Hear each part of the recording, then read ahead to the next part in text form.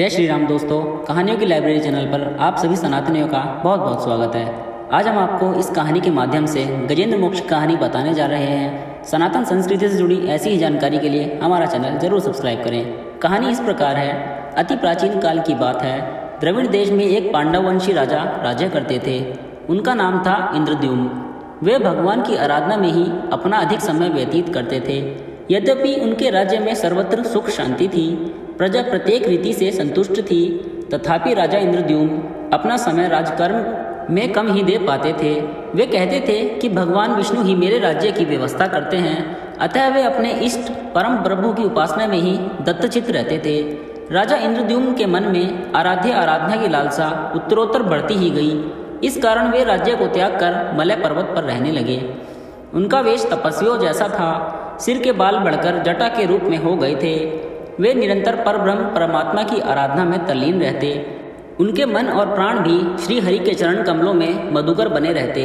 इसके अतिरिक्त उन्हें जगत की कोई वस्तु नहीं सुहाती। उन्हें राज्य, कोष, प्रजा तथा पत्नी आदि किसी प्राणी या पदार्थ की स्मृति ही नहीं होती थी।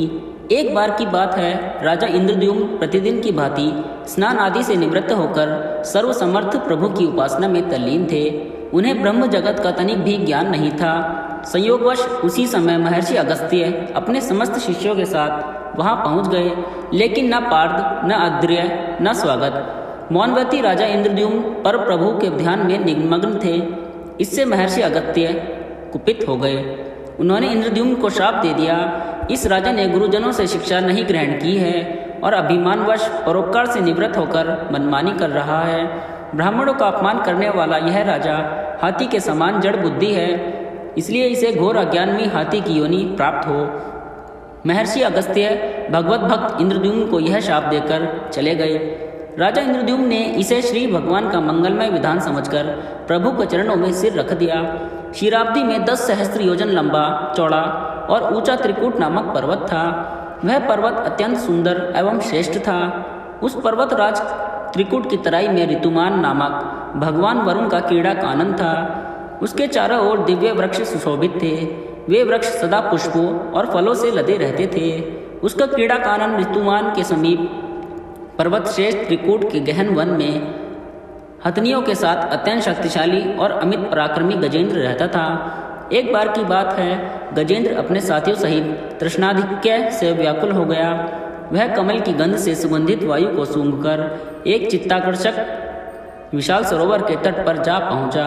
गजेंद्र ने उस सरोवर के निर्मल, शीतल और मीठे जल में प्रवेश किया। पहले तो उसने जल पीकर अपनी तृषा बुझाई, फिर जल में स्नान कर अपना श्रम दूर किया।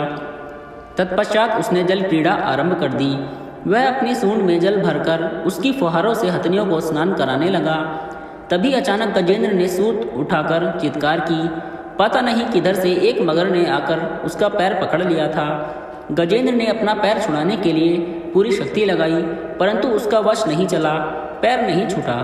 अपने स्वामी गजेंद्र को ग्राहस्थ देखकर हथनियाँ, कलब और अन्य गज अत्यंत व्याकुल हो गए। वे सूंड उठाकर घिराने और गजेंद्र को बचाने के लिए सरोवर के भीतर बाहर दौड़ने लगे। उन्होंने पूरी चेष्टा की, लेकिन सफल नहीं हुए। वस्तुतः महर्षि अगस्त्य के श्राप से राजा इंद्रद्युम्न ही गजेंद्र हो गए थे और गंधर्व श्रेष्ठ हुहु महर्षि देवल के श्राप से ग्राह हो गए थे। वे भी अत्यंत पराक्रमी थे। संघर्ष चलता रहा। गजेंद्र स्वयं को बाहर खींचता और ग्राह गजेंद्र को अंदर खींचता।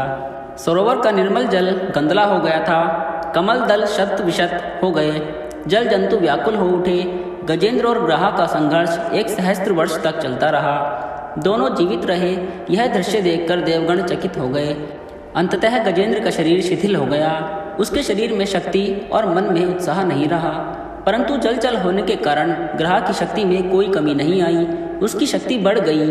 वह नवीन उत्साह से अधिक शक्ति लगाकर गजेंद्र को खींचने लगा। असमर्थ गजेंद्र के प्राण संकट में पड़ गए। उसकी शक्ति और पराक्रम का अहंकार चूर चूर हो गया। वह पूर्णतया निराश हो गया, किंतु पूर्व जन्म की निरंतर भगवत आराधना के फलस्वरूप उसकी भगवत स्मृति हो आई। उसने निश्चय किया कि मैं कराल काल के भय से चराचर प्राणियों के शरण्य सर्वसमर्थ प्रभु की शरण ग्रहण करता हूँ। इस निश्चय के साथ गजेंद्र मन को एकाग्र कर पूर्व जन्म में सीखे श्रेष्ठ स्त्रोत द्वारा परम प्रभु की स्तुति करने लगा। गजेंद्र की स्तुति सुनकर सर्वात्मा सर्वदेव रूप भगवान विष्णु प्रकट हो गए। गजेंद्र को पीड़ित देखकर भगवान विष्णु गरुड़ पर आरूढ़ होकर अत्यंत शीघ्रता से उक्त सरोवर के तट पर पहुँचे। जब जीवन से निराश तथा पीड़ा से छटपटाते गजेंद्र ने हाथ में चक्र लिए गरुड़ आरूढ़ भगवान विष्णु को तीव्रता से अपनी ओर आते देखा तो उसने कमल का एक सुंदर पुष्प अपने सूंड में लेकर ऊपर उठाया और बड़े कष्ट से कहा, नारायण जगतगुरु, भगवान आपको नमस्कार है। गजेंद्र को अत्यंत पीड़ित देखकर भगवान विष्णु गरुड़ की पीड़ से कूद पड़े और गजेंद्र के साथ ग्रह को भी सरोवर से बाहर खींच लाए और तुरंत अपनी तीक्ष्ण चक्र से ग्रह का मुंह फाड़कर गजेंद्र को मुक्त कर दिया। ब्रह्मादि देवगण श्री हरि की प्रशंसा करते हुए उनके ऊपर स्वर्गिक सुमनों की वृष्टि करने लगे। सिद्ध और ऋषि महर्षि परब्रह्म भगवान विष्णु का गुणगान करने लगे। ग्रह दिव्य शरीरधारी हो गया। उसने विष्णु के चरणों में सिर रखकर प्रणाम किया और भगवान विष्णु के गुणों की प्रशंसा करने लगा। भगवान विष्णु के मंगलमय वरद हस्त के स्पर्श से पाप मुक्त होकर अभिशप्त हुहु गंधर्व ने प्रभु की परिक्रमा की और उनके त्रैलोक्य वंदित चरण कमलों में प्रणाम कर अपने लोक चला गया। भगवान विष्णु ने गजेंद्र का उद्धार कर उसे अपना पार्षद बना लिया। गंधर्व, सिद्ध और देवगण उनकी लीला का गान करने लगे। गजेंद्र की स्तुति से प्रसन्न होकर भगवान विष्णु ने सबके समक्ष कहा, प्यारे गजेंद्र, जो लोग ब्रह्म मुहूर्त में उठकर तुम्हारी की हुई स्तुति से मेरा स्तवन करेंगे उन्हें मैं मृत्यु के समय निर्मल बुद्धि का दान करूंगा। यह कहकर भगवान विष्णु ने पार्षद रूप में गजेंद्र को साथ लिया और गरुड़ आरूढ़ होकर अपने दिव्य धाम को चले गए।